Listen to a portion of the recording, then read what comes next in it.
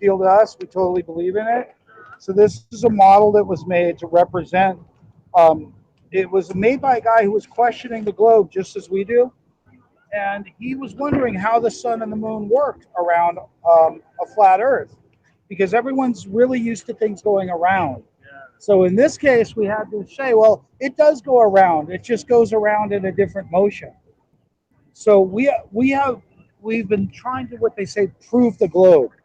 Where is this water? See, we know water sits flat in a glass, in a lake, in an ocean.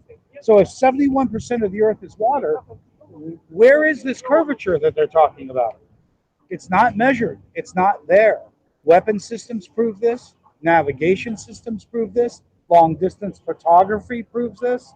And when we start looking for the curvature of the Earth, we start really looking for it. It's not there, and it's an embarrassment really for us, because there's not an engineer that's ever taken it into consideration, whether he builds bridges or whether he builds uh, what other engine tunnels. But under and when you look at general surveying, they only found when the two guys from each county spoke to each other, they go, well, mine's flat, and the other guy goes, well, mine's flat. And they go, look, well, if mine's 8 miles wide and yours is 12 miles wide, that's 20 miles without a curve. Well, when we do break out the math and we start to look, the curvature would call for there to be curvature there. Is it Nebraska that says it's flat?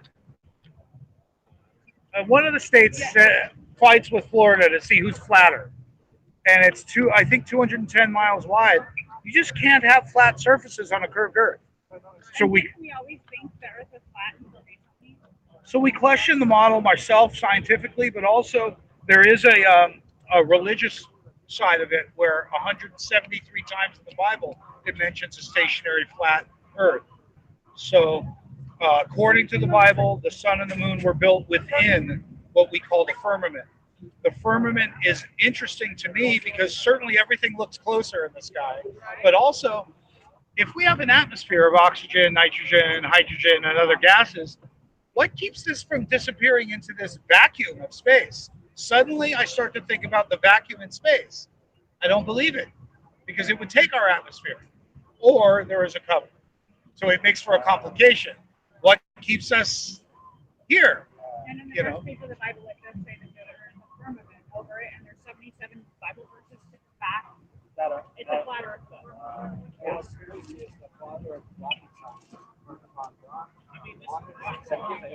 So basically, NASA is fake.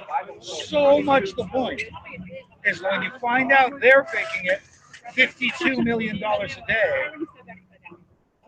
Once you find out they're faking it, it relaxes you a lot to understand. Oh, they're all faking